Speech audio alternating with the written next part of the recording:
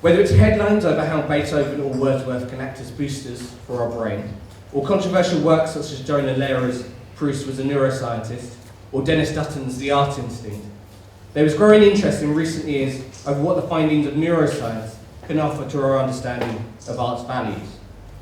For its proponents, such research is a logical extension of attempts to shine a light on what makes us tick as human beings, going straight to the source of arguably our most abstract desires and yearnings. Critics, however, have expressed concerns that such attempts are often reductive in their conception of what art is and what science can hope to do in explaining it. Now, while this is the battle of ideas, and I'm sure the panel will disagree with each other, I haven't set this up as a straightforward head-to-head. Instead, I've tried to gather together a panel of critics, authors, and others working in the field to try and at least shine a light on what this debate is really about, and to try and get to some of the questions of why we're discussing this discussion this time. Why is this actually a subject of lively public debate? I'm just going to introduce the panel very briefly. Time is quite tight this evening, and I'm quite keen to have enough time for panel discussion and audience questions. So I can't give them a full introduction to their biographies.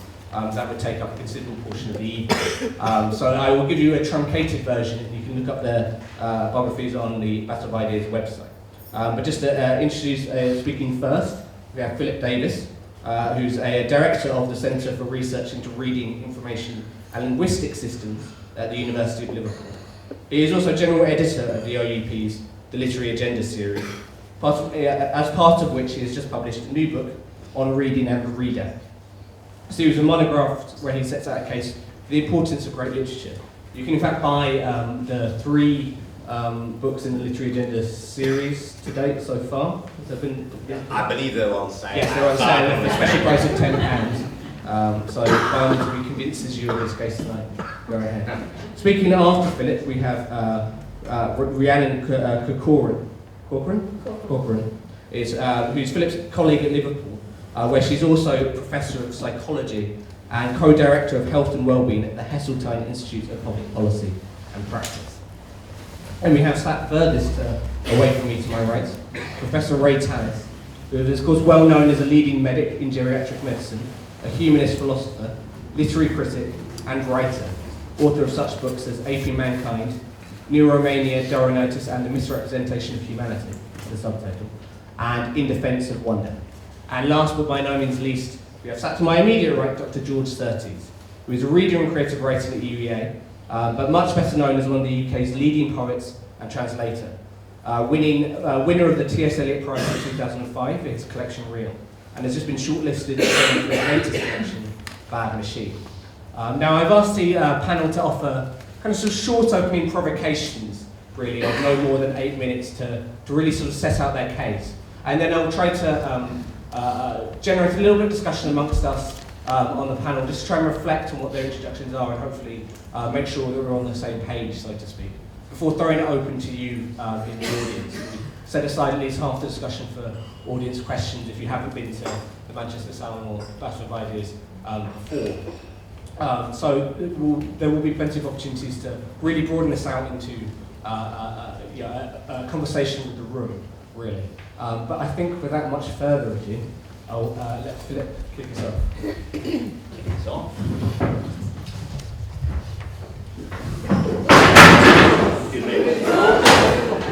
Was it I? That wasn't a Did I do that? Did I do that? I'm sorry. It is the battle of ideas. Battle of gravitational field. It's not even the first panel I've been on that banner's fallen on Ray. Is everyone okay? All of that. In 2005, I was very fed up with living and working in what I thought to be a world of paraphrase, of second-hand experience. In my work in literary studies, there was a socio-political agenda, there were themes and concepts and professional names and nouns. In life, Perhaps it was my fault, but I was getting bored with hearing predictable opinions from people that I knew what they were going to say before they finished saying it. Therefore, I began, in my depression, to try to think of an alternative idea that was literary inspired, that would give me a better world to try to be in. And this idea had two parts. It was this, that in reading serious literature, thoughts seemed to me to come live in an almost physical, biological sort of way. They were pre-conceptualizable, though concepts were later made out of them, but it was like a wow and an ugh, and I thought that that was essential to the life of my thinking when I was reading. Secondly, when I was reading serious literature and came across an important sentence in prose or in poetry, I often found that the shape of that sentence in front of my eyes seemed to me to be having an effect on the mental pathways behind my eyes. So I thought I might take this idea for development. I want to illustrate from this couplet, Elizabethan poet Sir Walter Raleigh, just a little bit of that experience. Raleigh writes, "With wisdom's eyes had but blind fortune seen, then had my love forever been." If it was paraphrased, it'd just say, if things worked out wisely and luckily, she would have been my beloved for the rest of my life together. Very boring. In terms of this, then had my love forever been, I found that that momentary oscillation between my love and my love in the middle of that line was like the cry to my beloved in a sentence that said, actually, that love was over. But that electrical movement in the middle, then had my love forever been. My love. It was those sort of examples, small things like that, that I decided to take to the brain scientists. And I at least thought that I had Wordsworth as my warrant to do that we might look at deep matters of sensation in thinking prior to conceptualization or mental paraphrase, arts and scientists together. Now, there may be some who will argue that this is like a version of going in the 19th century to a phrenologist. Phrenology being, of course, the study of the bumps on the cranium with particular areas localized for amorousness or hope or the ability to compare things. It was, of course, a pseudoscience, and people will claim tonight that brain science is another pseudoscience. What I want to say to you, first of all, nonetheless, is Charles Dickens, Charlotte Bronte, George Eliot, Thomas Hardy, not foolish people, not reductionists, were interested in phrenology. They did not finally go with it. It was wrong, but the idea, if we're talking about the battle of ideas, was vital to them, and that idea continues. The idea being that it might be very important for us to be able to see more of our inner life and to map out our minds. And that if our minds could see how they were mapped out, we might be able to modify them more. So those writers were not only going to read books, they might even be prepared to read bumps, in order to know more about being. So, I decided that I would go to brain scientists, like eventually my colleague Rianne has spoken, with a specific proposition. And that proposition was to do with what is called functional shift in Shakespeare. Functional shift is when one part of speech is used as another part of speech with minimal change of shape. And I'll show you the examples in a minute. But what I want to stress above all to you tonight is that this was, with the help of my colleagues, an experiment. It's not a sort of bogus claim that you will find localized in the brain that little bit that makes you believe in God. Nobody on this panel is going to be supporting that. This was a small experiment it turns up a small epitome of Shakespeare's art. Lady, you are the coolest she alive, where she there is a pronoun that shifts suddenly into a noun. The dark backward and abysm of time, backward there is an adverb that's now suddenly used as a noun. Marvellously from Lear, he childed as I fathered, and then again Lear, a father and a gracious aged man, him have you madded. An adjective turned into a verb for the first time in the English language. Small things, though in vital emotional places, and creating a drama in the mind for what reasons? Oh, well, I chose this because, one, it's a very good example of the compression, economy, and speed of the language in the Elizabethan age at a maximal time of its formation. Two, that shift in senses from one to another is a small version of that large thing that Shakespeare loved, creation of metaphor, new coinage, shifting shapes, new sentences. So, finally, third, a sort of implicit maxim of the Elizabethans, mind before syntax. That's to say, the mind was not to be trapped into grammar and to go straightforwardly, boringly, left to right to make simple, flat sense every time. Then she had been my beloved forever. No, there were going to be deeper attractions than that. The mind would leap to grasp a meaning, and the grammar would have to fill in the spaces afterwards to make up the sense that was left. So, we had experiments, and there were controls for sentences like the father and a gracious aged man, him have you madded, and as a result of that, we came with results that said there's more excitement here, there is a change in pathways, and that this has a dynamic effect upon human thinking. That is the live thing that is happening as a result of poetry, not to do with style, but to do with life and thinking. I will ask permission later, in the second half, to look at this poem, which I've chosen arbitrarily. I will ask permission of you, because it will be like an imaginary brain experiment. And I will want to put the electrodes in imaginary form on your heads. But above all, I want to put them on the head of the poet and see if he is interested in whether this would be useful in terms of brain imaging, and brain imaging useful to it. Because the person I have to ask permission of is George Surtees, because it is his poem. More of that live, with your consent, in the second half. Thank you.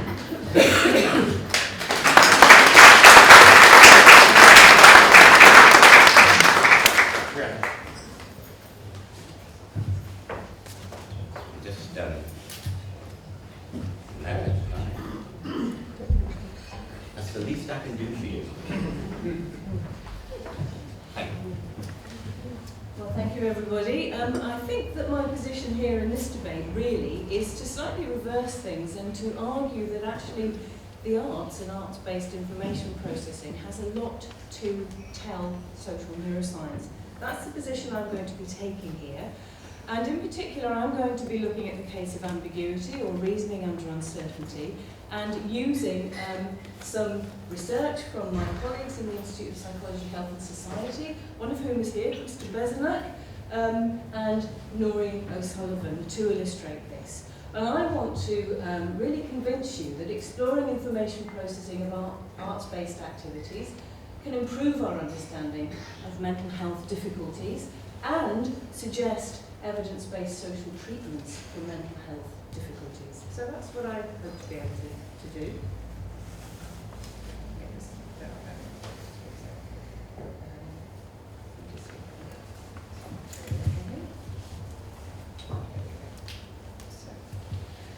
Right, so I'm going to start with Chris's work. Thank you, Chris, for coming. Now, Chris is a professional musician, and he is particularly interested in something called agency. And amongst the concept of agency is the idea that it involves our ability to distinguish between events that are internally caused and events that are externally caused or caused by other people. Musicians have to become really very proficient at this. They need to become experts, particularly if they are musicians playing with other musicians in an improvisational way. And that's because they need to know that they are transferring their intentional musical acts in the correct terms, so that what they're doing is associated with a particular sound and not what somebody else is doing. Well, many years of neuroscience really have convinced us that, as well as this, people with what are called passivity symptoms in association with psychosis, the most common of which is auditory hallucinations, actually have great difficulty in distinguishing the acts of themselves from the acts of other people. So, for example, in the case of auditory hallucinations, neuroscientists have persuaded us that there's a misattribution of inner speech to the voice of another person, hence they hear voices.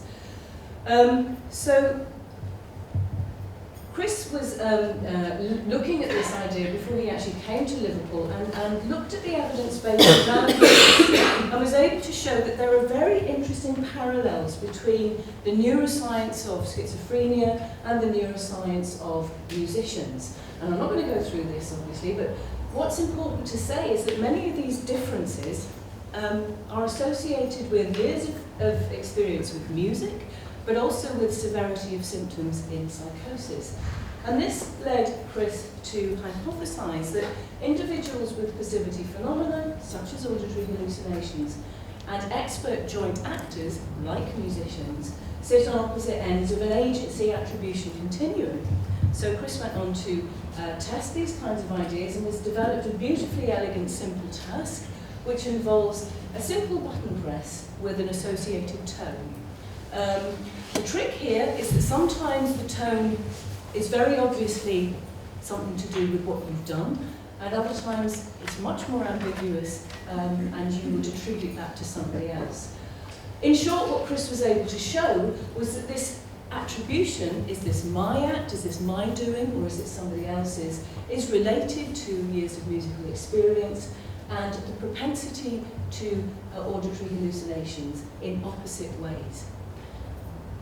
So that's Chris's work, and Chris is taking this work into fMRI to look at the brain activation associated with this and to look at the parallels or the overlaps with what we already know about brain activation in relation to auditory hallucinations. I'm going to push on though and talk about poetry. So this is a study that was designed by Noreen O'Sullivan, in which Phil and I have been collaborating along with Josie Billington and Victorina Gonzalez-Diaz in Liverpool. I'm going to try and unpack some of the theory very, very quickly, so bear with me if it doesn't come across. The first thing to stress is that, according to Sperber and Wilson, we have a drive, a default drive, to find personal relevance in any piece of communication that we come across. Understanding poetry is very challenging because we have to actively search for that relevance. And we resolve that relevance by not only looking at the language itself, but looking at the language through the lens of our personal experience. And these life experiences provide us with our models, our internal models of the world, particularly the social world. It's important to stress that these models, though, always need updating, and they need updating in the context of anything unanticipated, unexpected, or novel. And the brain signal that's associated with that need to remodel, if you like, your beliefs, is called the prediction error signal. And we would want to argue that the comprehension of poetry really is a sublime distillation of that comprehension of the social world. It gives a beautiful method for neuroscientists to look at that process. It's also really interesting because we know that associated across different mental health disorders is a problem remodelling the world. That's just the same sort of argument in a visual format. So, how do poets do this? How do they play with our expectancies and produce these prediction error signals? Well, we call this sort of poetic device, if you like, an aha moment. And it occurs when there's a sudden or accruing realization that things are not what they seem to be as we go along. Suddenly there's a change in the idea that's being represented, suddenly or accruingly. There's a couple of examples on the slide that I can't can't dwell on those. And why the poet does that, well, I imagine, but we can ask George about this, but I imagine it's something to do with the essence, the very essence of the poem. So Noreen designed for us a lovely paradigm where we were able to look at poems versus prose. So these were poems that were actually transcribed into prosaic language, matched for various things. As Phil said, these are experiments, so they're carefully matched. We were also able to compare poems which had this sudden realisation of last line that caused this aha reaction to those which didn't. I can't go into the design any further, I don't have the time. If anyone wants to ask me, that's fine. This is hot off the press. These are preliminary images that look at what happens in the brain when it comes across this aha, this sudden realisation that things have changed. In brief, very briefly, on the right, we see an image which compares what happens in the brain when there's an aha sentence at the end versus when there isn't. And the chief thing really to emphasise here is that what this image is showing is bilateral activation of hippocampal regions in the brain. And the hippocampus, again, years of neuroscience tells us that this has something to do with the consolidation of new information into our memory stores.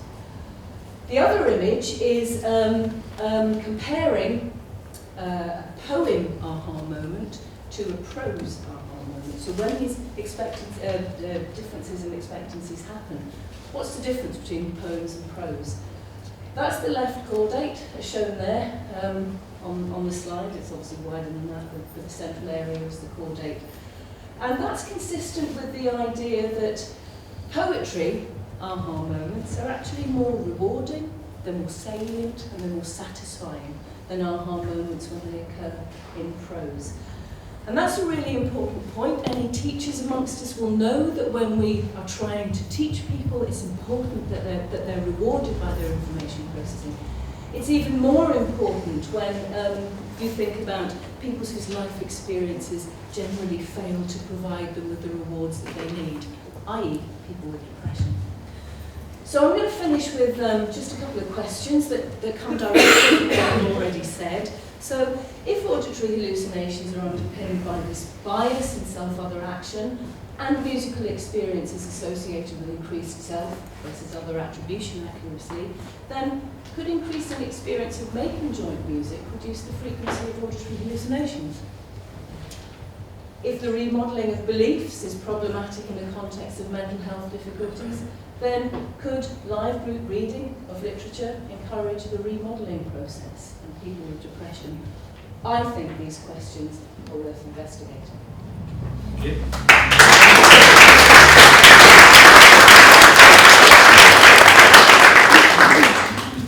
And then Ray can go on to George. Thank you. I'll try and follow up this time. Yeah, George first. And then Oh, George, big time. Terrible.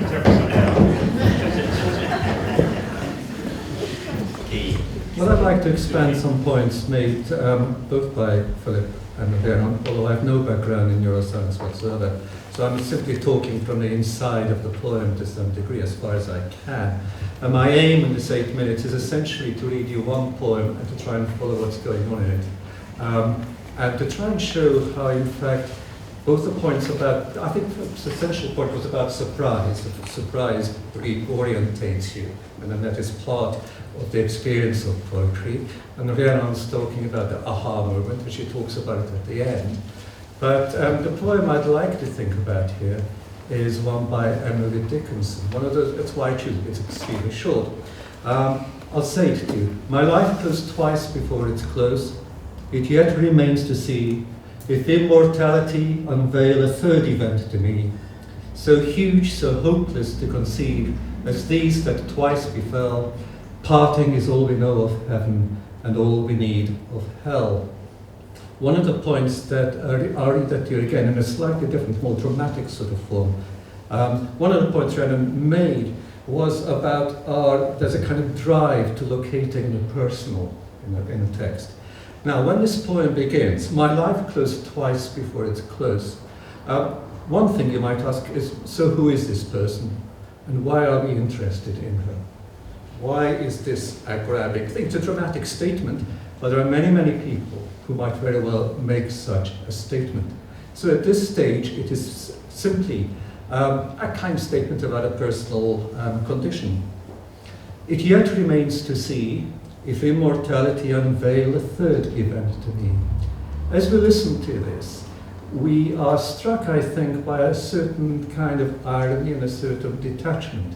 If this person's life has been changed to the extent that it's felt like closing, like two closures, and you may be, if you like, speculating about what these closures might be, the poem doesn't actually tell us. Then we're also kind of intrigued by the tone in which he delivers this. At this stage, we begin with a dramatic statement, but we move to this kind of semi-official tone. It yet remains to see if immortality unveil a third event, not a third death, not a third closure, an event. So at this stage in the poem, we are invited to be concerned about this person, and then we're held slightly at a distance. Now, the point I really want to make is what happens in the second verse. So huge, so hopeless to conceive. And I'll take it from there. Essentially, it's a very simple 4/3 poem. It's an iambic pentameters. I think it was Ezra Pound who said that almost all of Emily Dickinson's poems could be sung to the Bay State hymn book. They are quite simple structures. And it goes, ba-dum, ba-dum, ba-dum, ba-dum. My life was twice before it's closed, it yet remains to see. You could argue that the rhythm brings us in. That is one of the mnemonic qualities of poetry. It is one of those kind of primal qualities of poetry, that it tends to have a regular-ish rhythm playing off against surprise, as Philip mentions. But I think the third thing that it does, and I think this is quite miraculous about this poetry, I think it's a wonderful thing, is that having been introduced to a problem, having been given this sort of slightly impersonal continuation in terms of iambics, suddenly the poem becomes a physical thing. Let me exaggerate a little, all right? If immortality unveil a third event in me, so huge, so hopeless to conceive, the body is undergoing a physical sensation. The mouth is acting as a kind of small theatre for the whole experience of being short of breath. The importance of the event is in effect being played out here, but through the brain, through the rest of the body, as an experience that we experience through our imaginations, because we don't necessarily read it as but that is essentially what we are doing, those big pages, so huge, so hopeless to conceive. As these that twice befell, and then she does, in poetic terms, a very, very simple thing. She turns the foot round. So instead of ba-bum is all we need of heaven and all we need of hell, she turns that round. And by turning that round, so huge, so hopeless to conceive as these that twice befell, can you hear that? Parting is all we know of heaven and all we need of hell. The words are doing one thing. Our body, as experienced through the mouth, the throat, the lungs, general sense of tension, is doing something else. That is the embodying, the enacting aspect of poetry, which is, I think, is so distinctly present in the Emily Dickinson poem. What conclusion do you draw from this? Well, we know that the body has always responded to poetry. Tingles up and down the spine. The famous test by A. Houseman, in which he said, if I recite this poem to myself in front of a mirror when I'm shaving, it's easier to shave because a hair stands up. Emily Dickinson herself says, art is a house that tries to be haunted. We are trying for this haunting, and what this haunting is, I would suggest, tentatively, because I'm no expert, is that the key aspect of poetry is creating a number of complex patterns, and a number of complex patterns which coexist, and which are finally, if you like, boosted or amplified by this thing which you may call an onomatopoeia or something else, but which is in effect the body, the reader's body, reenacting an emotion that is implanted in the poem. I don't say that only Dickinson does this deliberately. I think it is just one of the things that is instinctively done in poetry, which is, how long have I got, Dave? You're coming up to a minute left now. Okay, which is primarily an intuitive art. No poet knows in line 1 what line 5 is going to be. No poet knows exactly what the subject is going to work out at. A poem isn't the expression of an idea. It's a journey through language. In the Dickinson case, it's a very, very short one. But what that asserts is that we can feel through language an experience outside ourselves. So to some degree, this artificial system, language, which when it is in prose induces a certain expectation of linearity, becomes something actually quite explosive and quite core-like, so that the aha moment, in effect, might not be at the end. The very end of this poem is "Parting is all we know of heaven and all we need of hell," which is a very proverbial lesson, so to speak. But we only feel its power as a lesson because we have undergone the physicality of the experience of the life closing twice, and it would certainly close again. Thank you.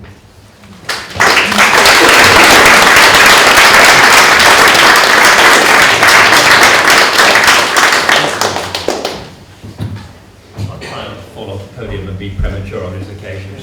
Interesting, listen to what George had to say. Do you feel that there was what he had to say was impoverished by the lack of neuroscience? I put that point maybe in the air. Thank you very much indeed. We can all do impressed. Thank you. Do I get injury time? Don't worry, this is I'm pausing the clock. Yeah, good, thank you. Just be careful Simon doesn't bring out a magic sponge. Thank you. And can you make it fill the whole screen? There you go. Just to remind us of the exam question, which is whether neuroscience can really cast light on art. Whether it can cast light on the production of art, on the experience of art, and so on and so forth. That's the question we're addressing ourselves. Now I want to head off a misunderstanding. I'm not opposed to neuroscience. All my own research in the last 35 years has been in neuroscience, epilepsy, stroke, using all the whiz-bang stuff, MRI scanning and TMS and so on. And in fact, in my book, Aping Mankind, I describe neuroscience as the queen of the natural sciences. My opposition is to neuroscientism, or neuromania. My position is that observation of neural activity has much to tell us about brain pathology and recovery, and indeed the correlation with behaviour and other changes. It illuminates some very general and generalised aspects of perception and behaviour. And of course, there's a lot of excitement. Direct, non-invasive examination of brain activity in waking subjects. We can do that now. We can look at resting brain activity and its response to stimuli, using all sorts of clever techniques. Positron, emission tomography, we've seen an example already, functional magnetic resonance imaging, electroencephalography with sophisticated analysis. And indeed, we can even stimulate the brain using transcranial magnetic stimulation, which I did in some of my research and tried to help stroke patients to recover. But I have to say that I'm totally dismayed by the power of pretty pictures. And in fact, the fMRI scan, which you can see an example of here, has been described as the fast-acting solvent of the critical faculties. Tonight's question is, will neuroscience have anything to tell us about what is distinctive about the creation of art? Perhaps we can set that aside, square brackets. Can it tell us anything about the comparative value of different works of art? Neurocriticism, perhaps we can set that aside, square brackets. But can it tell us anything about the nature of aesthetic experiences? Was George's presentation, as it were, impoverished because he didn't flash out some MRI scans?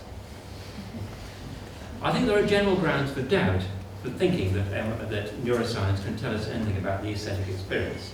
There are huge limitations of what neuroscience can tell us about ordinary conscious experience. There are very crude correlations between brain activity and reported feelings. or some aspects of behaviour, never mind special behaviour, special experiences as occur in art. So I'm a neurosceptic. I'm a neurosceptic because I know a lot about neuroscience. There was a conversation once between Tolstoy and Chekhov. Tolstoy was going banging on about how wonderful the peasants were, and Chekhov said, stop it. I lived amongst peasants. I know their limitations. And I feel I've lived amongst peasants as a fellow peasant, as a neuroscientist. So what are the empirical grounds? Well, if you're interested in looking how dodgy a lot of neuroscience in relation to complex things is, you must read Ed Voll's paper in Psychological Science in 2009. More frighteningly is the work that Catherine Button, this neuroanalysis that she published, the systematic analysis she published in May of this year in Nature Neuroscience. Lots of neuroscientific papers are statistically duff. Is this a temporary situation? Is neuroaesthetics, which is essentially what we're talking about, merely premature now, or is it misconceived in principle?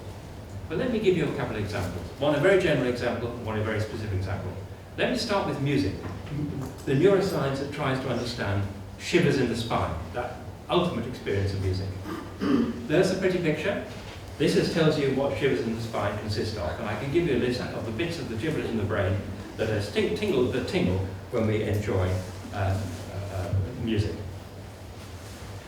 But the essence of it is that the relevant brain areas are those involved in reward, motivation, and emotion and arousal. So what? But these are the dopaminergic circuits.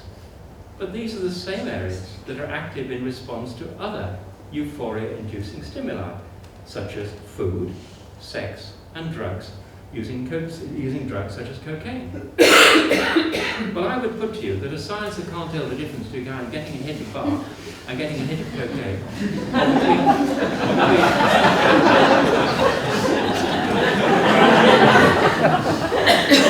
hearing the organ played or having your organs played with.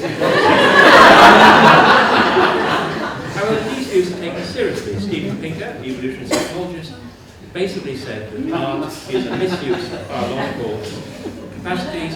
Basically, it's like masturbation. So St. Matthew's Passion is a big communal handjob.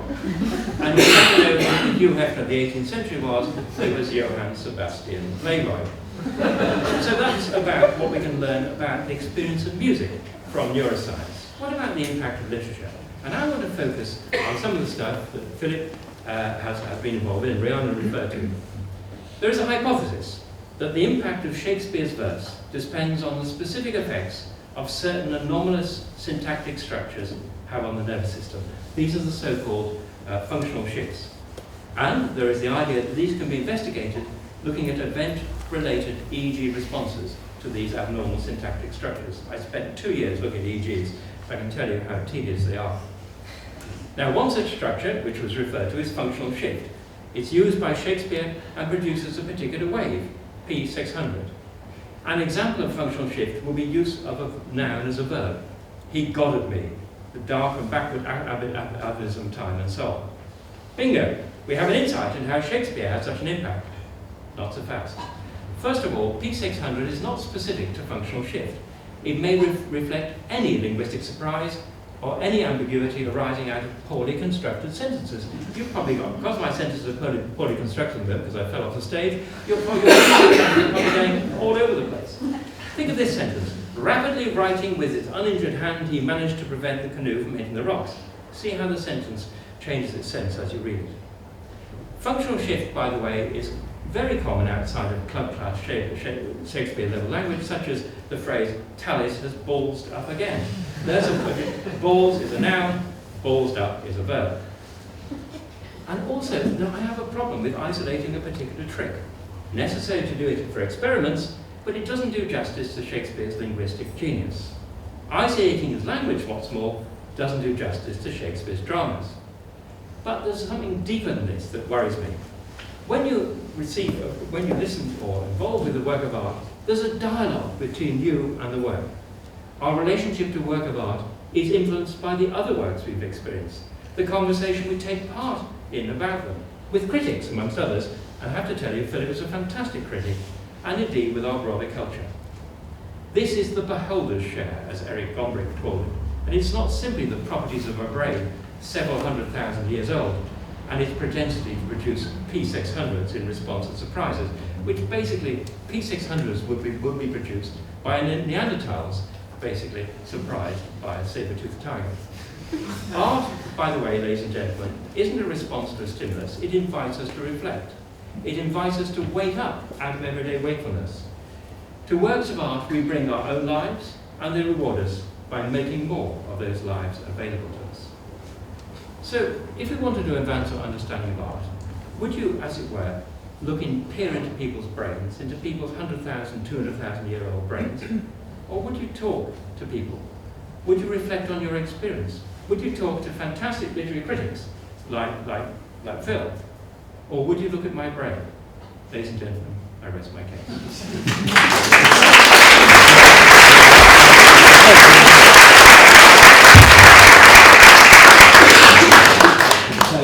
Perfectly to time as well. I will try and give us the opportunity to meet Philip on his proposed experiment with George's poetry, and I'll try and get back to at the end. But I do just want to have the opportunity to have a little bit of discussion amongst the panel. And for me, what I find what I find fascinating about this question is, I appreciate the research often has important revelations about linguistic functions, enormous. So I very much like the idea of what neuroscience can learn from art. But I suppose there is also a part of me which gets a little bit nervous. I'm a literature student. I went to university. I suppose what we might call the tail end of the kind of culture wars. So going through that period of hearing that we can't make value judgments about great literature. That all art is essentially equally valid. That any number of things are kind of artistic. And then as somebody who obviously likes what I consider great books, the great canonical ones, I feel very flattered when I'm in these discussions because I'm hearing about how my brain has been boosted by it, and actually I'm doing neurological functions that other people wouldn't do. And it makes me, you could probably tell me the part of the brain that's glowing with pride, with knowledge. But is there a risk that happens with this debate that people are looking to science to win arguments that they don't feel comfortable having in more classic terms of literary critique? I mean, that is some of the theme of your book, something you try to wrestle with in your book, Philip. I'm interested in a variety of methods. If people are going to stick to saying, these are the glories of the imagination, these are the flowers of English verse, I spent 30 years trying to project that. Is it all right? Yeah. It's loud enough for me. Yeah. Not rising. That's no good. One of the things that went wrong with literary studies at the time we talked about the cultural wars is that there were certain pieties that then people turned into quasi-scientific theories, and Ray and I were both against that. I am saying that it is no good simply using an old-fashioned humanist language and praising words. We have to look at the specific things that happen, and I will use as many tools as I can to look at that micro level, because we cannot trust macro level opinions. We can't trust paraphrases and summaries, and there are key moments in texts where I simply want to know what at the deep level is happening.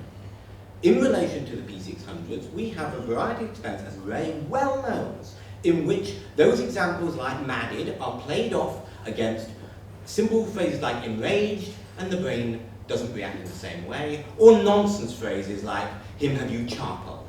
Again, it doesn't react in the same way. So these are carefully controlled experiments and not just some sort of random thing that could happen with any drug or refreshment that you desire. I am saying I want to find out more what the deep structures beneath consciousness are doing in the writer and the reader and the verse, and I want to say that when we look at verses like the ones that we've looked at tonight so far, what we are looking at is a sort of mapping of the mind. Those are mini brains that you're looking at, and I do want the help, as much help as I can get, of science to learn more what is happening and to impress upon people, not only in this room or in universities, but funders among mental health, that actually this is having an effect on people. There's no point in saying poetry is good for you. A lot of people won't read it, a lot of people think it's just fancy. If we can begin to show that it makes people more alive and more alert, then that will begin to convince people, support the idea that this is serious thinking and not some beautiful add-on. Okay, I'll take George then Ray. Just want to say do you want to pass the mic? Sure. What I understand Ray to be saying is that there have been actually historically a series of nothing but this. If you come down to it, basically, it's a Marxist interpretation, or it's a Freudian interpretation, or all the other interpretations, that to some degree what I understand Ray to be arguing against is yet another nothing but, so we can reduce it to this. As a poet, I don't worry about it too much. All these nothing buts come and go. It's just another phase of things, and it's interesting. It can kind of tell you something. I know nothing about neuroscience. You probably noticed that. But I hope I know something about poetry. And actually, just to answer something regarding what Philip said about how people know poetry. One of the odd things is that people do know what poetry is. One of the examples I've used in the past. I was down at the university in Brighton about a year or 2 years ago, and I was trying to explore the idea of poetic form. But I was doing it by looking at a YouTube clip of Wayne Rooney of this parish scoring a goal. Now the reason I used that is because at the moment that he scored a goal against dementia, as it happens, was that he cried, "That's sheer poetry." Now, he means something by that. Most people have that sense that there is, if you like, a poetic sense. Now, to explore what that is, in terms of the Rooney, I kept changing the length of the clip. Does it last from here to here? Is that the moment? Is that the moment? You don't get a complete answer to this. But I think the sense of what is poetic, just one last little example here. When the commentator said, "That's sheer poetry," he was very unlikely to cry, "That's sheer prose." Because he understands, he may never have read Shakespeare, he may never have read poetry, but he understands that much. Ray and There's a couple of comments about poetry. Poetry, two things have been said about poetry to me, to be found by Paul Valery. One is poetry hesitates between sound and sense. And the other, the difference between prose and poetry is it's like the difference between walking and dancing. You walk to get somewhere, and basically you dance for its own sake. So that's setting aside that. Now, Philip and I go back a long way, and we were great allies because in the 80s and 90s there was the most extraordinary mountain of bollocks called literary theory. And it was basically... Look at those P60s, P600s whizzing. And basically it was just awful. And I have now just finished an essay called A Suicidal Tendency in Humanities. And the first phase of the suicidal tendency was the kind of bollocks as referred to literary theory. And the second is trying to turn humanities into animalities, regarding basically human beings as organisms. And thus you look in their brains to find out how they experience art. Now, let us suppose that we did an experiment. I mean, what Phillips is trying to say, if you want to underpin evaluative criticism, you need something objective. Supposing we expose someone to Jeffrey Archer and expose someone to Shakespeare, and Jeffrey Archer generated more P600s, would we say, oh my God, we realise that the bard of the nation is not Shakespeare, it's basically, Jeffrey Archer? And the answer is no. Basically, neuroscience has absolutely nothing to tell us to underpin our evaluation of literature. Our evaluations are at the level in which literature is put out. It's part of a big discussion. So the sort of conversation that George has initiated in relation to Emily Dickinson, that's the level at which we try and understand literature. So, Rianne? Okay, so I really just wanted to pick up your point about people being poetically aware. Some of the sort of, is this working? You need to hold it quite close to your face. Hopefully people can hear me anyway, but I just wanted to pick up that point. So behind the poetry scanning study that I told you about, we collected obviously some what's called behavioural data. So it's finding out what people were thinking when they were doing the stuff that they were doing, and asking certain questions about the stimuli that we created. And yes, indeed, people are poetically aware. People did know what were poems and what were prosaically transcribed poems. They were very good at that. Some people were more poetically aware than others, but clearly people do know this thing. Yeah, and I mean, just quickly, I do just want to go back to that point about quality. I mean, partly because I'm just sort of interested. I mean, does it tell you? I mean, because there's a sort of with the research, are you taking as a starting point, or we have a kind of agreed set of great literature that we're looking at, or is it just, or you know, is there stuff that you know is not, you know, particularly great? Is there sort of random literature? Because there does become a sort of risk that great literature here just becomes either something we agree in advance of great literature, or it turns poetry into, you know, a complicated word game, which is, I think is a little bit reductive to it. So I'm just interested in that question generally. Nobody, as far as I'm aware, is claiming that brain imaging is a way of evaluating one author in relation to another. The claim is that if you look at, because of these small examples that are necessary for experimentation, a very straightforward sentence like, she would be my beloved forever, and then have my love forever be, there will be a significant difference. That's the claim. And that the one is prosaic, and you know what's going to happen, and you already know it. And already knowing is a disease for us. It is like early stage dementia, where we get rigidification of mental pathways. But when, as we go along, there are changes, then, as we go along, we make adjustments, and there are fresh movements. That's what this is about. You will find that the great authors work hard with this instinct and with craft to create some of those effects, and the functional shift is one small example of a tool that Shakespeare used to raise the tension at crucial dramatic moments. But you could have discovered that without a brain scan.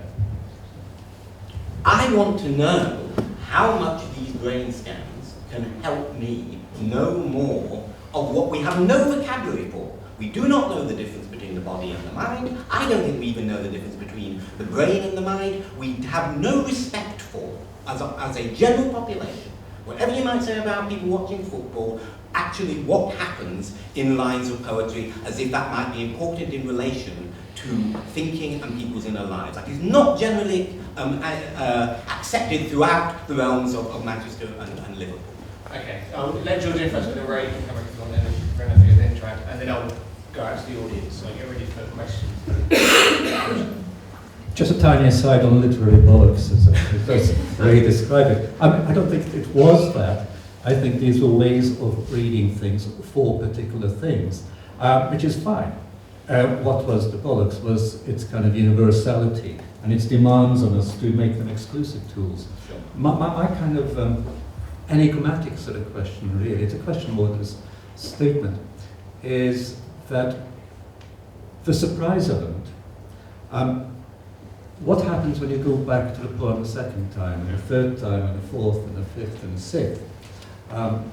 There's a study which was recently published, I think, Exeter University, who said that the brain responds particularly to certain remembered poems, and that it's certain, all the little kind of LEDs kind of light up in there.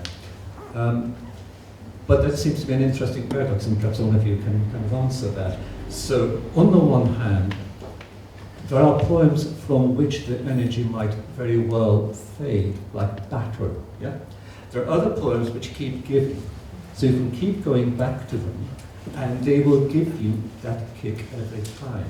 So the question is, so what is happening there? And why is it that in those poems where the kick keeps giving, that the surprise factor seems to be less important? Can I pick up on that, because it's very important. Gide said, I write to be reread, which means he wrote to people who didn't just want to know who got married to whom, and who got murdered in the end, and so on and so forth. He was interested in people who were not merely finding out what happened, but in the quality of the happening. And it seems to me that is relevant to the whole issue of surprise. There was a whole book on Milton written by Stanley Fish called Surprise by Sin, and what he said was, all the time you are being, as it were, ambushed in your expectations in order to actually like Lucifer rather than the people on the side of the angels, as it were. And it didn't work, because we read Paradise Lost, not just once, but many times. So surprise becomes less and less important. Surprise is important the first time, but in a way it's a trivial thing. Much less trivial is your relating what you read to other things you've read, to your life, to the culture you live in, to other arts, and so on. And this is why I worry about picking out some particular element and saying, does it make the brain tingle? Well, if it makes the brain tingle, probably all sorts of things you think are pretty worthless make the brain tingle, and I've listed some of them. Enough already. Rianne, and then Philip, I'll give you a quick chance to respond after Rianne Sure. first, and then I'll go out to the audience. Yeah. And we'll take rounds of questions, so there's plenty of time to get stuff in. But Rianne. Okay, so I just like to sort of slightly take issue with this whole idea that we're talking about here is surprise.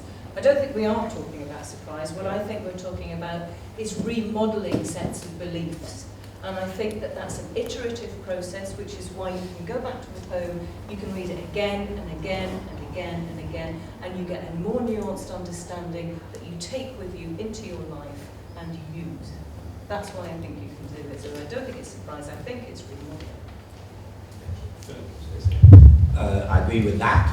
That we'll eventually get rid of the word remodelling as well, as we have to get rid of constantly the nouns and the names. What I was talking about in surprise is that visceral thing that goes ugh or wow and seems to reappear. So a favourite example of mine is that poem, that Lucy poem, where a young maiden has died and nobody knows about it and nobody cares about it. She lived unknown, and few could know when Lucy ceased to be. But she is in her grave, and oh, the difference to me. Not how sad I am, what a loss it is, but she is in her grave, and oh, the difference to me. I think that that placing of that word difference, it does not name the emotion, but makes your heart stop, is what I would say is deep and going into biological levels that have meaning and from which meaning comes. That's what I want to preserve, not the explanations. Okay. Can I see if there are questions from the floor? Okay, I'll take a round of questions. Are you going to take that mic? Is there another mic? You can have this one. Okay, so there's a guy right there. Then there was someone in red there in the middle. The guy right at the back and there. We'll take a group of them first. Chance to come back and then go back up to the audience again. Okay, thanks. Yeah, I'll try and be fast. I just wanted to, if I can, address at least three of the speakers about this. Obviously, starting with what Philip was saying about the couplet. We prefer this beautiful couplet to paraphrase. And I wanted already to raise the possibility that somebody might not actually prefer that beautiful couplet. That there's already a kind of refinement of taste going on there. Your taste is actually constructed. It's actually quite a refined taste, which obviously is a point that Ray made himself, saying Archer may produce more stimulus than Shakespeare. But so I was wondering then, is there a danger of, that you're trying to naturalise what is actually quite a refined taste by offering a scientific explanation for it? And I think, but I also can see Ray approving there, but I don't want to agree at all with the idea that we shouldn't think about neuroscience. I don't think that's the next step, but I think maybe what George was saying maybe possible, but it's more of a question, perhaps speaks to this too, that because you also were saying that there is a bodily reaction to poetry, and I was wondering, may it not be that cultural conditions actually create bodily reactions, rather than what I think the danger is with the first idea, that we are explaining cultural things by hypotheses of natural scientific processes. Instead, is it not possible that we do have a bodily reaction, but it's because bodily reactions are also constructed by culture and by art? Okay, well, I want to take some more. I want to take some more questions, but hold that moment. So there was a woman in red, I think.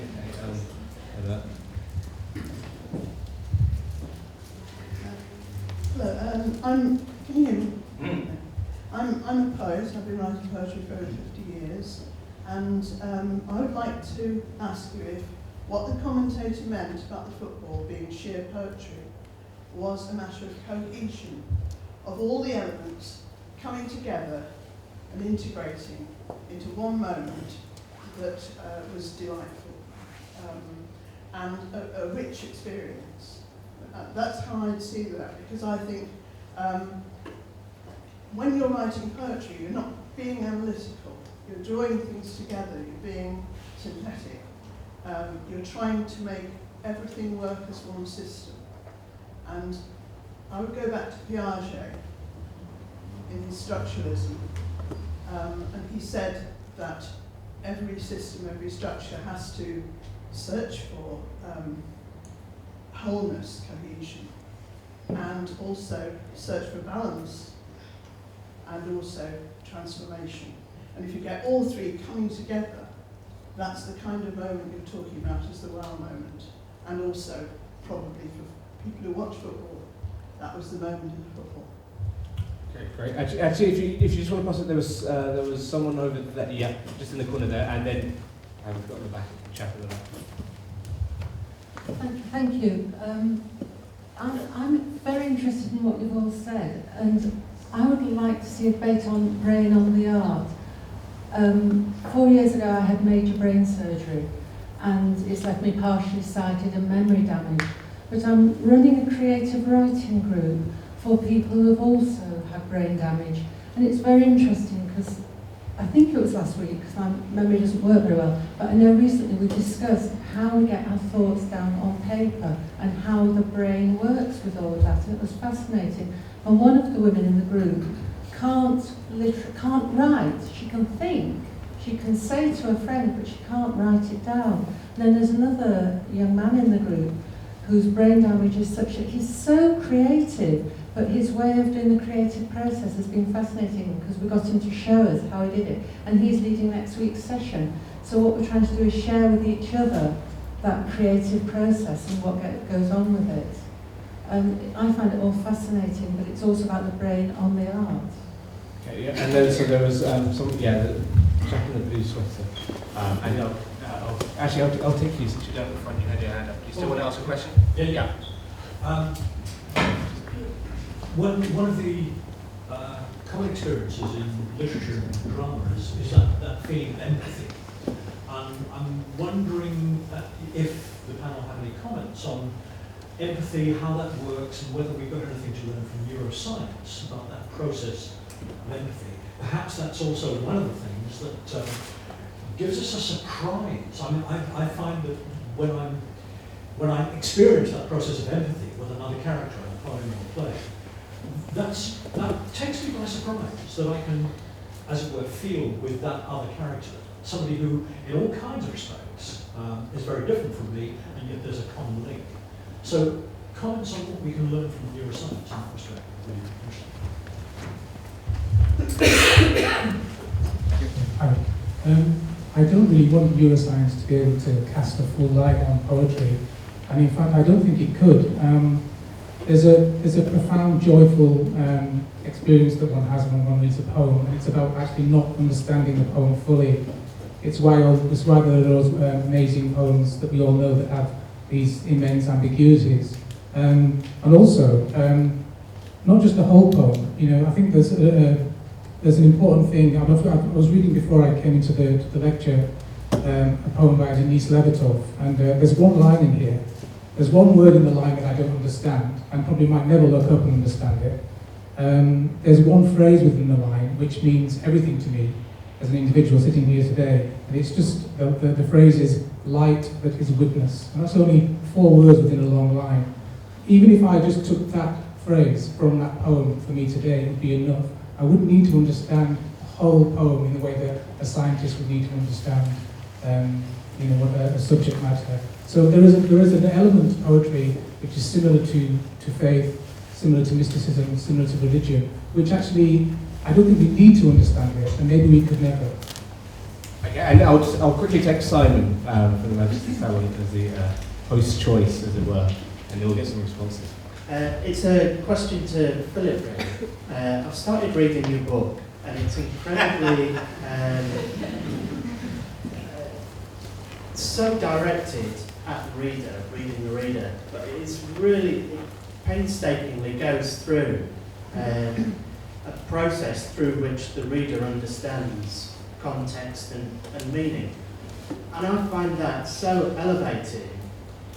I don't get why you're getting into all this neuroscience.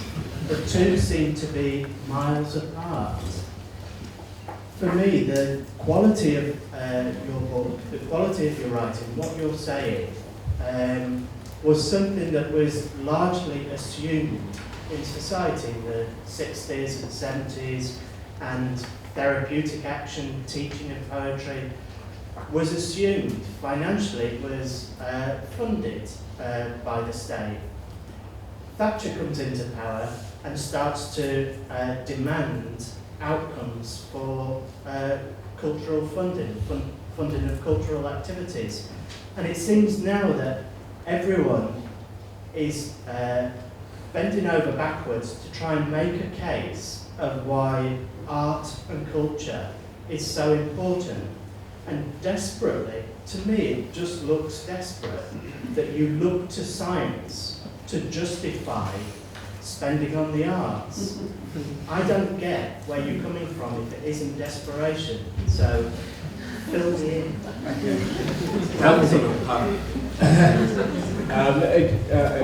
Hugely diverse set of questions for the panel. If anyone wants to. I'd like to take the last one. Okay.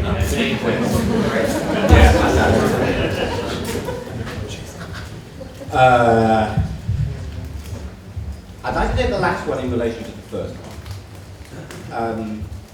I belong to the Reader Organisation, and the Reader Organisation is an outreach organisation that takes poetry and fiction into a variety of communities, treatment of depression, from GP referrals, dementia wards, and so on. A lot of those people haven't read poetry before and are not capable, sometimes because for particular problems that they have, either physical or mental, of concentrating on reading at the moment. That's why it's reading aloud.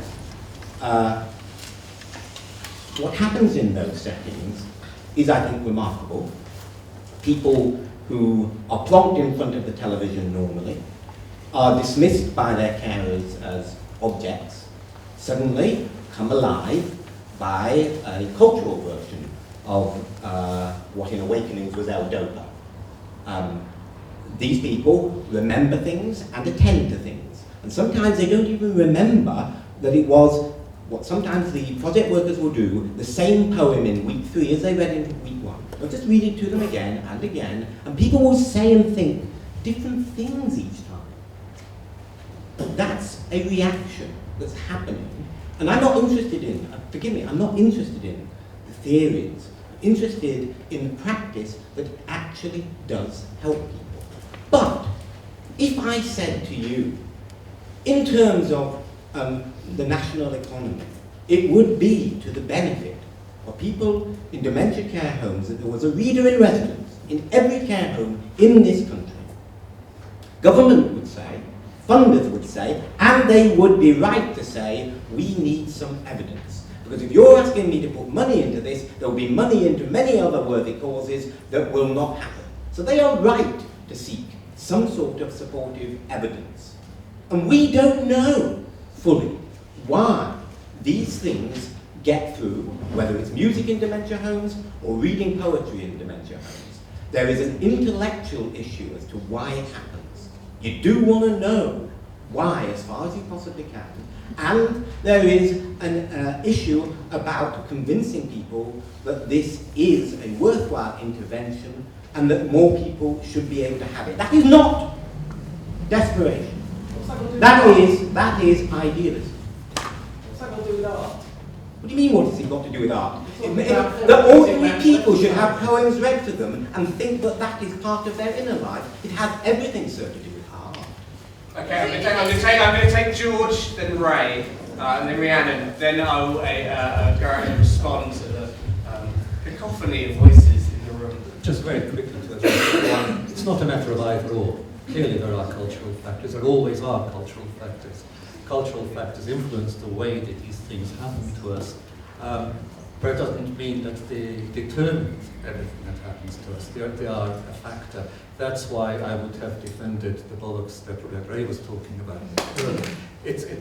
These things are ways of reading things. And it's interesting in terms of neuroscience. I mean, I do think it is interesting. I mean, what usually happens is something new comes along. We can do something different that we didn't do before. So we try and see what it is that science enables us to do.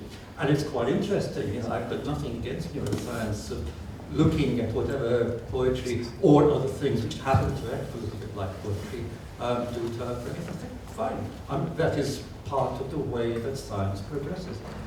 Just to address the Rooney question, because I love the Rooney question, because it also addresses a question about the isolated phrase. When we were talking about the Rooney question at Brighton, we spent an hour talking about it. So what is it? What are these factors that make up the poetry of the moment? And there are a great many. As I said, you can begin the action somewhere, you can end it somewhere. The moment when the ball hits, the foot hits the ball, the moment when the ball goes in a net, does it include the celebration afterwards? So there's that narrative aspect. We're looking for a shape that seems to be a complete shape. But of course, you're playing football. You know the rules of football. It's called poetry in motion. It's called poetry in motion. There's a very good song about it back in the 50s, which I have to quote. But yeah, so what there is there, we are awareness of the rules of the game. We know that game. Not only do we know the rules of that game, if you're watching it, if you recognize it as a moment of poetry, if you like, we are capable of comparing it with other moments in other games. So it has a history. Beyond that history, there's a specific conditions pertaining to that game. That was a Manchester United-Manchester City match on a particular occasion. That has a history. That has an importance. All of that great complex. Nevertheless, in the middle of all that apparently arbitrary complexity, there's this moment where somebody turns the line, if you like. What Rooney is doing is giving you your part of a line. And then what we're trying to do is to say, well, but that line, in the case of a poem, comes in the middle of a poem. That line is a product of a poem. It is part of that same play. And so I completely agree that it's a complex whole. But it culminates in the moment at which a certain thing happens that goes good. Just a quick one on Rooney. The use of the word sort of moment of poetry is the usual careless term of commendation, just like a racehorse of genius that was discussed. And remember Robert Musil's Man Without Qualities, the racehorse of genius. So it's just a sort of general hand-waving term of commendation, and we needn't sort of press it too hard. Somebody mentioned empathy. It seemed to me that the neuroscience of empathy is almost as laughable as anything can imagine. It's supposed to be based on mirror neurons. And if you want to look at the most hyped bit of neuroscience at the moment, it's about mirror neurons. Mirror neurons were discovered in macaque monkeys. And essentially, when one macaque monkey looked at another macaque monkey picking up a nut, the first macaque monkey's neurons that were normally associated with picking up a nut were actually also activated. And mirror neurons is the nearest we come to a neuroscience of empathy. I rest my case. But I just want to come back to what Philip was saying. And I speak as a neuroscientist. I'm aware of the limitations. But what Philip is saying is, it works in practice. We see all of these things happen in care homes and so on, and as I, as a geriatrician and so on, very aware of the benefits of music therapy and poetry therapy and so on, particularly the work with reader organisation. But the question is, it works in practice, but now we have to see whether it works in theory in order to get more funding. You want to say, rather than theory, we know it works in practice.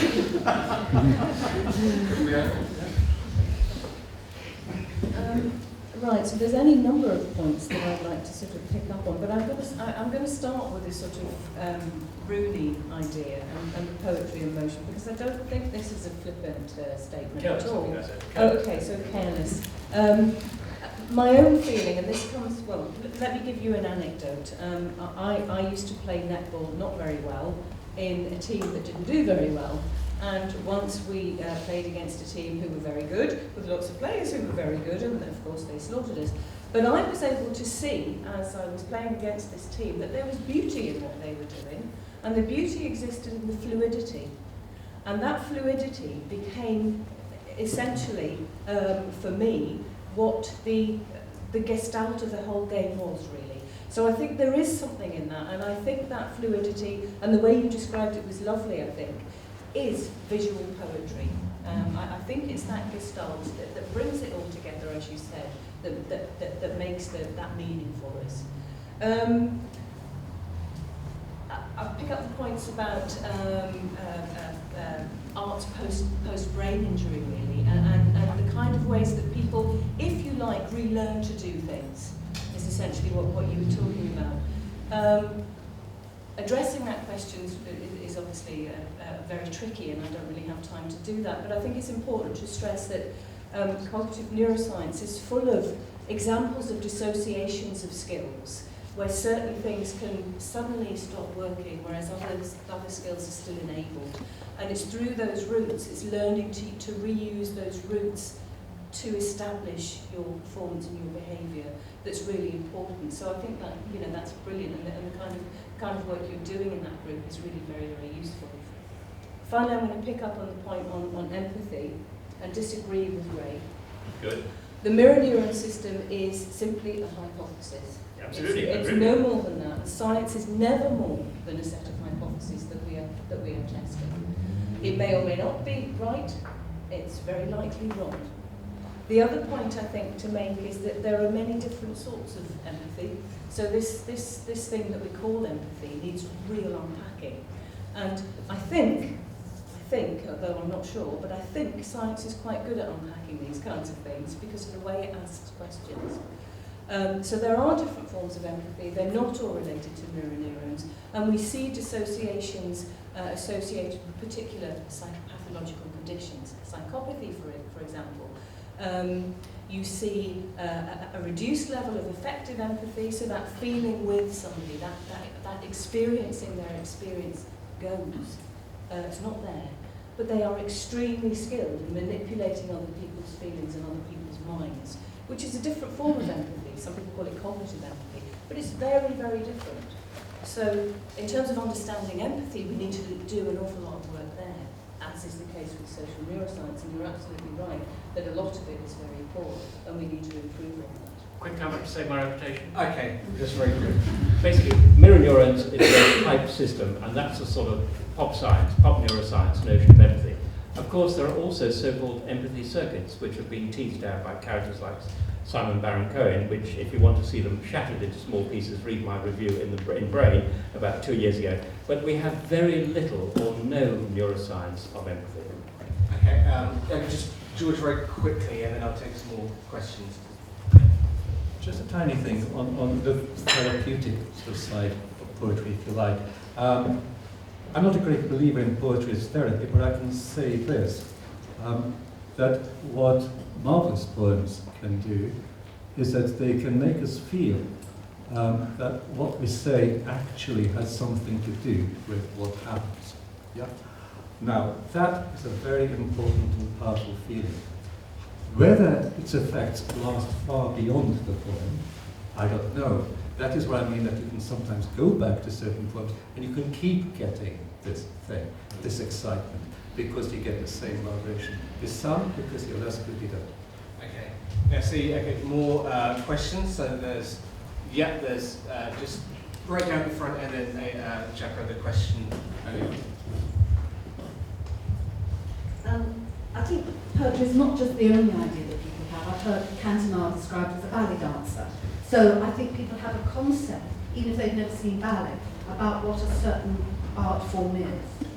And that was just a comment I wanted to make, but I wanted to ask, do you think that neuroscience has something to tell us about the experience of music and response to visual art in a way that you might not have with poetry and literature, because those are mediated through a kind of intellectual activity in a way that perhaps a response to music and to a visual image is not necessarily, and that you then may experience that at a different level. That neuroscience, I don't know, but I'm just asking whether neuroscience has something to tell us about that. Okay, so there's the guy in the dark sweater. Is there?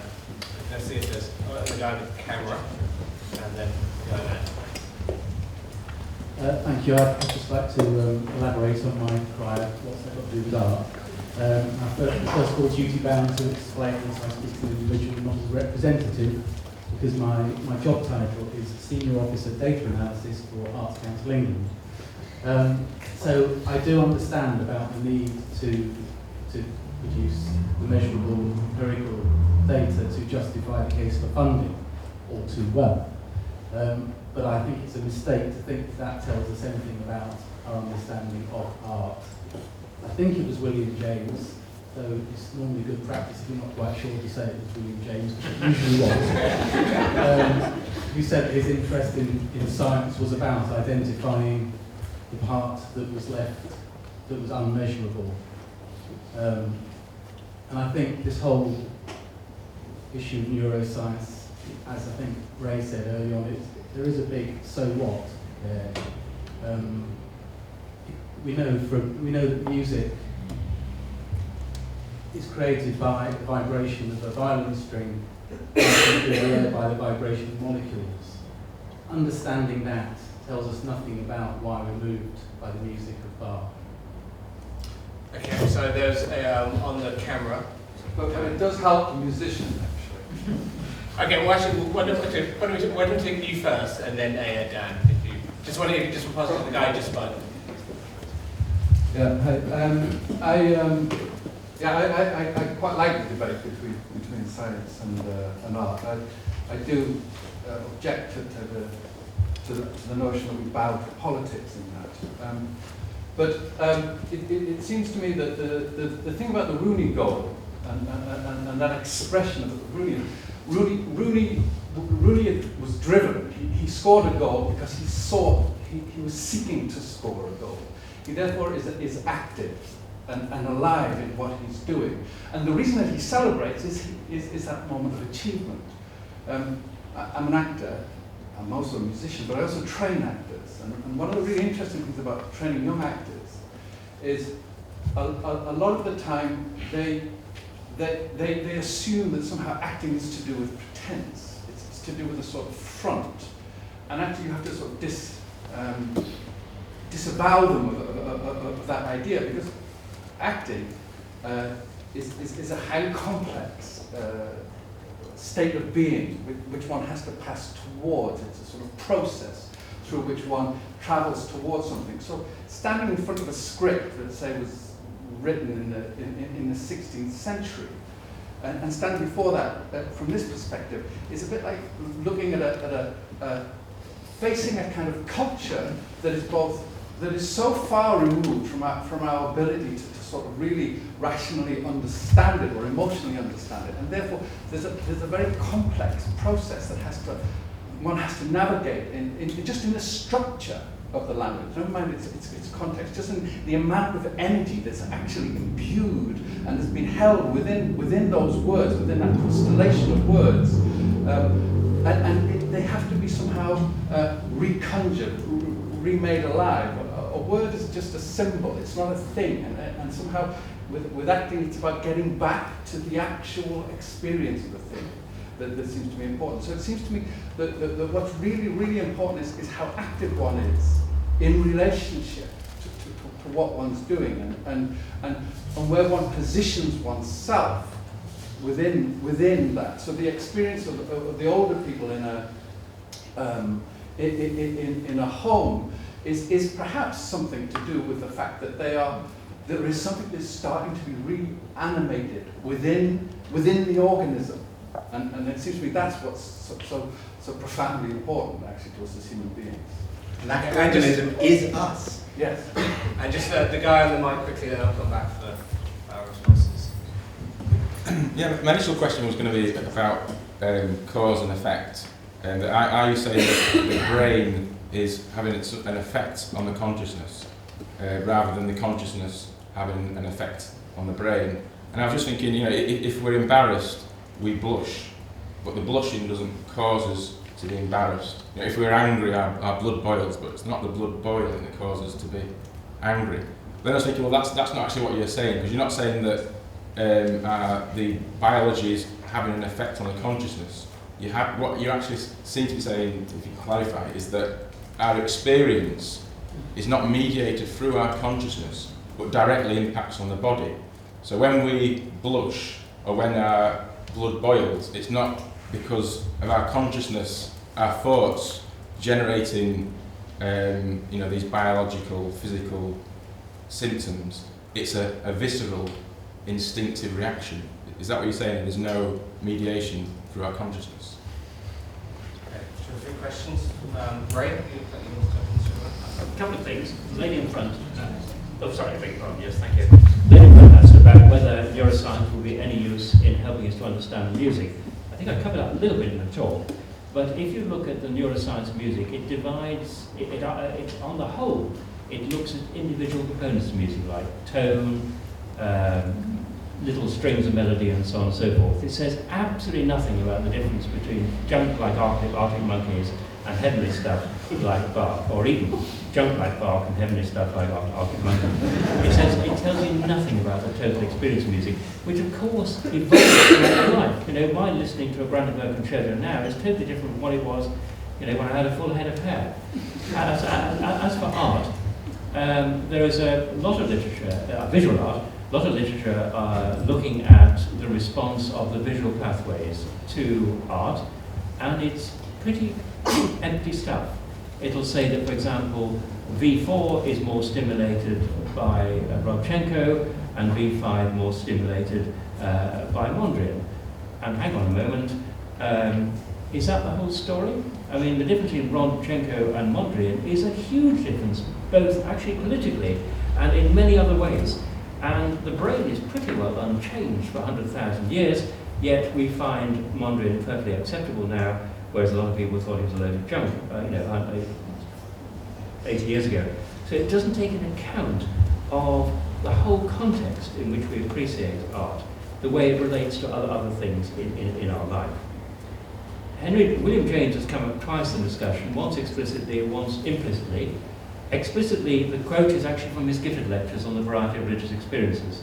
But implicitly, the gentleman who's even photographing me, even as I speak, he was suggesting that there's a worry that perhaps, and I may be misrepresenting Philip, that he feels that art, as it were, goes straight to our body and then we have consciousness secondary to it.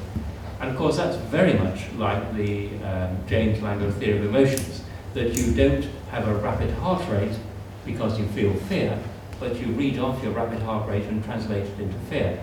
And I think that's completely wrong, and I think that's particularly wrong in relation to our experience of art, which is at a higher, much more self-conscious level. Okay, George, and then Philip. Just a small thing on the music, because although the argument is it's less mediated in language, but it's still mediated culturally. I mean, we have to learn the new music as it comes along, just as we learn Rodchenko or Mondrian or whatever, and the music of other places. So there is a strong cultural element in that. Just a sense of poetry, because Ray's suggesting this is all kind of loose talk. I mean, in the course of talking about what is our sense of poetry, we may very well touch on things. I think Gordon, in one of his lectures, one of his essays, says how it is that the way someone steps from a train or a bus may strike us as a poetic act. So there are certain things, by that we mean that it has more content than we imagine. Okay. Just back to Mr. Rooney, because he's after all local.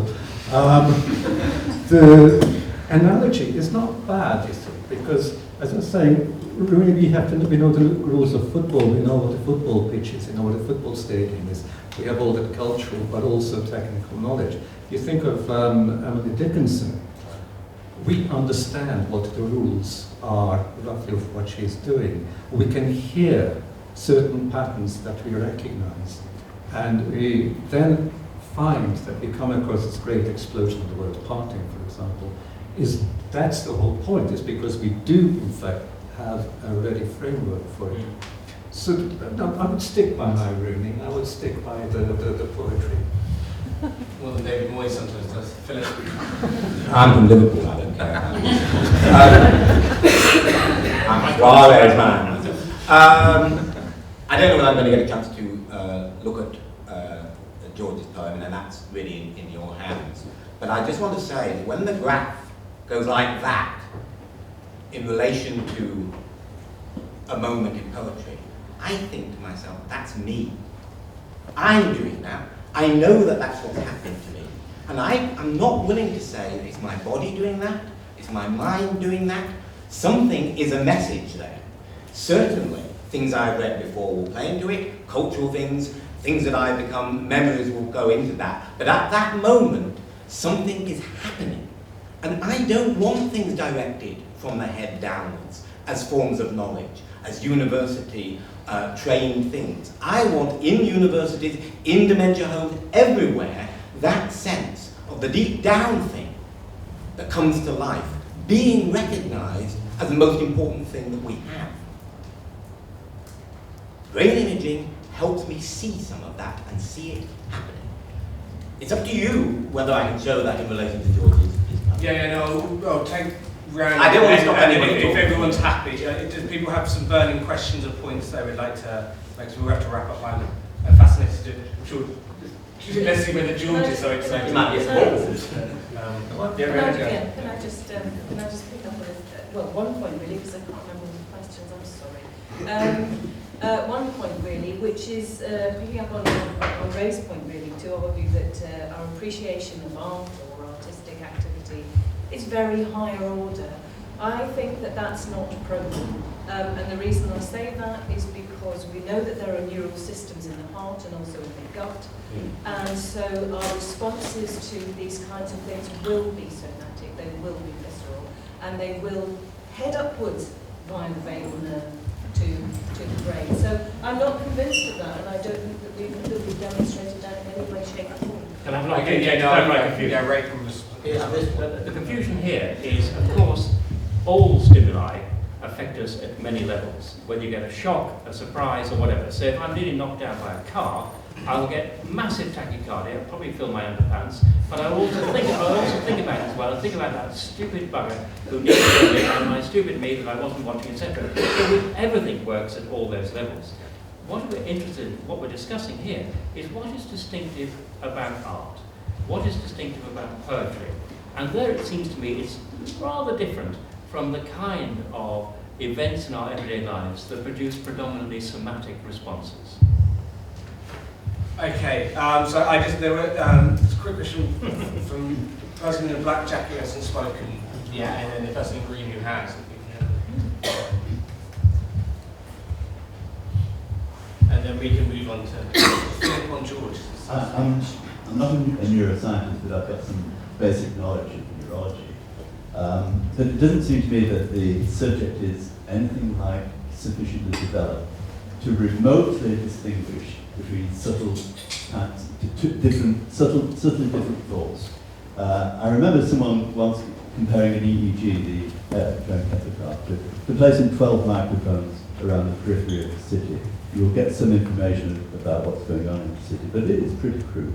It's not fine-grained. And it seems to me the fMRI scanning it is a bit like looking at the city from a satellite image. You might know that there's a football match going on, you might know whether it's Manchester City or Manchester United, you might know whether there's traffic jams, but it won't remotely tell you how people are going to vote in next week's election. And it just seems to me that we're 100 miles from the development of the subject where it will be useful in this sort of discussion. Okay, I just want to pass it on to the second group. Oh yeah, I know that's a question. I just did say really quickly, sorry to press the point, but I don't know, from maybe the scientists, could I get more of a clear answer which has come up a few times, this question about the relationship between culture and neurology. Are you saying that there is a different, I don't know if it's the right terms, like the P600s or whatever, is there a greater reading there from someone that has been to university and studied things, to your example from the dementia? Because it sounds what you're saying, seems very egalitarian. Yeah. Are you saying that, is there no difference there between these readings? Because if there is, one person, if it is true that the readings vary depending on the cultural conditions of the readings coming from, the responder is coming from, then it can obviously be quite dangerous politically. The responses are pretty much uniform. So it's actually People possible. are experts about the language, So basically, Ray's whatever. point that people could have a higher reading for Archer than Shakespeare, that's completely wrong. It's impossible because the readings aren't affected by culture. Where a reading suggests that something very peculiar happened with a word, then that won't happen when nothing peculiar is happening with a word, and that will happen, and that will be consistent because a whole variety of people. What's the point of literary critics then, if people's readings all produce the same responses? Well, can I just have a little go? Yeah, no, I think, yeah. As to what I wanted to do. No, I'm not saying, all I'm going to do is just start from the position I started from. If I can find the, I'll try to. It's working for George's poem, if nothing else. So, what I will be saying is, I'm going to read this poem, and I'll be saying to Rianne, as it were, is there any help you can give me in relation to some things in this? And would that be of interest and insight to you? Some of you are old enough to know the song that's referred to here, Moni Moni. I'm not going to play it to you, I'm certainly not going to sing it to you, but it's a heavy beat from 68. I'll read it to you very quickly and then show you just quickly a couple of examples of the sort of thing I would take to a neuroscientist to say, can you help me? And that's the first thing about ideas. She will tell me to what degree she can or cannot. I'm saying we need something like that help. It's a young science, and actually thinking in those terms are the terms that one should be thinking in. Because what I'm going to show is that this is like a brain. When Moni Moni starts up, the room stops, whatever it's doing, and begins to frame something it needs to say. The music is a game. It learns, then forgets. Temperature drops inside it as if time were running backwards, to where Tommy James falls through a trapdoor of memory and disappears through floor after floor till he ends up here with these notes and these words. The chandelles tremble with electricity, drums generate invisible bodies in the dark, holding a grey, diffuse space and charging all of it. Here she comes now. Here is the spark that passes between them. Here are the magical ingredients, death, fury, yearning. Here she comes. Now, when I put it into the machine, it had all the lineation right. This is all wrong. But it's not unhelpful for my purposes, because the lineation is crucial. That's where the brain waves are. So I will be saying to Rianne, I'm very interested here that the line ending comes at stops, and of course it would, because that's where the pause comes. And something that was invented in evolutionary terms about lineation in poetry in the midst of sentences is very important to what it does to brain waves. So, starts up, the room stops. So immediately, in terms of what William James was talking about, the lighting up of the hot spots within the brain, by the time I got to that word, I'm going backwards slightly to start. When Moni Moni starts up, the room stops, end of line, whatever it's doing. That's a very strange dimension. It's no longer linear, because the thing that comes after stops in the poem was happening before stops in real time. It's creating a frame. It's later called something to do with electricity. What is happening here is that the music in the room and the poem on the page, and again I apologize for the lineation not coming out right, it's terrible. Nonetheless, it is creating that space, that brain, in which suddenly there are those sparks. So, falls through a trapdoor, disappears, ends up. There is the use of the endings, a series drops inside, runs backwards too. This is multidimensional, and I am saying to Rianne, how far, given the early stages of brain imaging, can you help me to know more about what the brain is doing? Because I am saying to George, he knows instinctively and in terms of his craft why he's put those line endings there, or that he should, and that it's having an effect. That's embedded in my text. I don't know who's turn to first for a response for this. I'll give George a few seconds. Yeah, of course. Filling my I'm totally puzzled. You present with a poem which you point out to us, a poem I very much enjoyed, George, thank you. A poem presented to us as having certain features. And I'm not too sure where the brain images were. You're basically saying you're going to present this to your colleague, to Rianne, and going to ask some questions. But that doesn't tell us whether those questions, A, are answerable in terms of technology it's got, or B, what the answers will be. No, it doesn't. I'm saying I want to start from there. And whether those answers would illuminate us more than your very interesting disquisition on that poem. Basically, I think the critic's voice beats the pants off an MRI scan.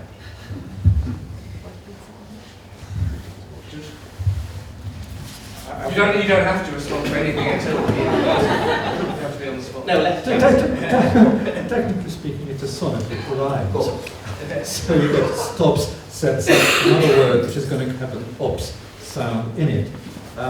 I know partly through instinct and partly through years of practice that stopping a line on stops is of interest, because it enacts what it is doing.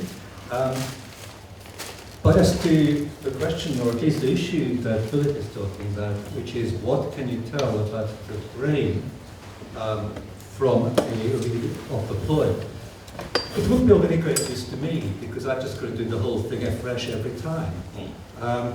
But I don't think it lacks in interest, providing it doesn't insist that it explains everything. But I don't think, from what I've heard so far, that it's insisting that it is explaining everything. Where it simply says, look, here's another interesting thing about this. It happens to be doing this. It could be important, it might not be quite so important, so who knows? I mean, it's a little bit like looking down one's own operation, really. Rianne, as your... What he said.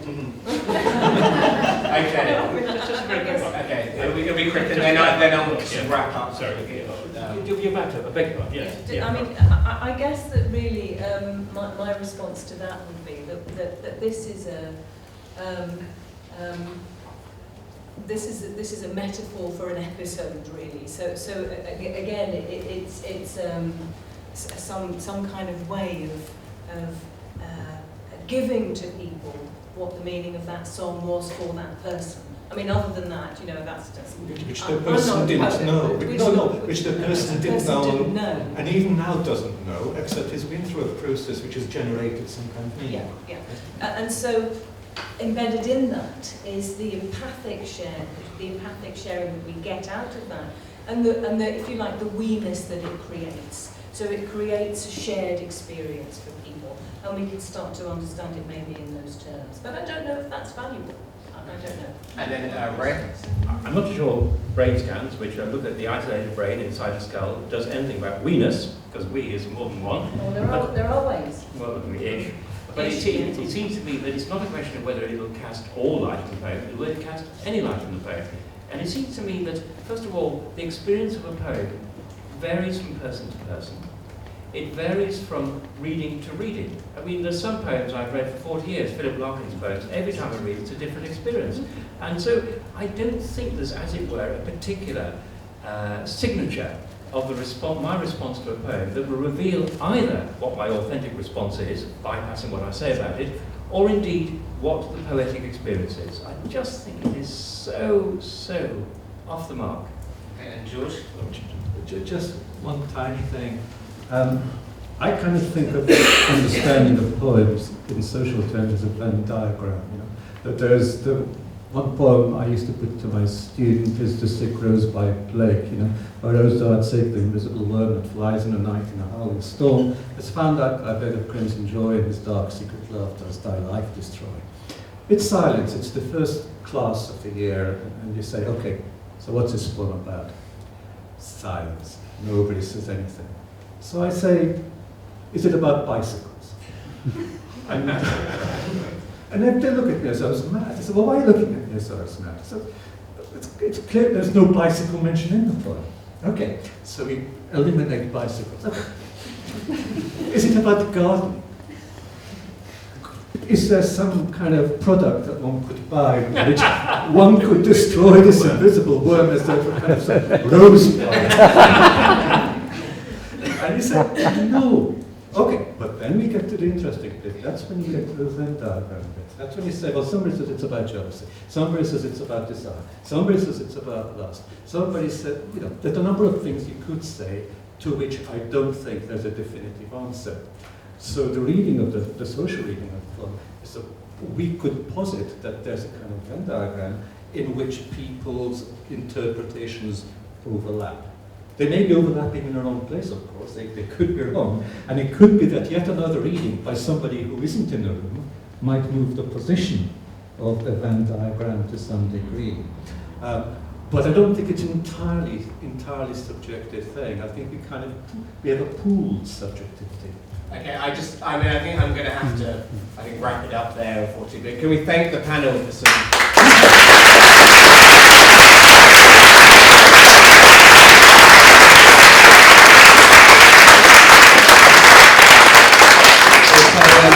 It's not every day you get to kind of chair a kind of heated literary debate with live poetry readings and brain analysis going on at exactly the same time. So it's a fascinating experience. Obviously, we can't hope to settle the debate, and somebody acknowledges it's very much a kind of discussion in its early days. But hopefully, what we're trying to do with this debate is to at least delineate some of the areas of disagreement, to try and understand a little bit of the terms of the discussion a little bit more. Somebody quoted William James earlier. We've gone back to James. Appears quite extensively in Philip's book, which I can highly recommend. It's on sale outside for only £10. It is a kind of hugely fascinating the process of reading and what it means to be a reader, and some of these kind of picking apart some of the kind of brilliant moments of literature. So I would highly recommend this, just because it's a battle of ideas. Doesn't mean that one leave bodies strewn all over the ground. I think credit where credit's due. And credit to what the literary agenda and the reading agency who do, as Ray says, it does the practice right, and the theory is the discussion that they're currently having. But thank you all for coming along this evening. Thanks again for International Burgess Foundation for hosting us, and for Simon for having me along and letting me chair this discussion. Thank you, and I hope to see you again at some point soon. Thanks.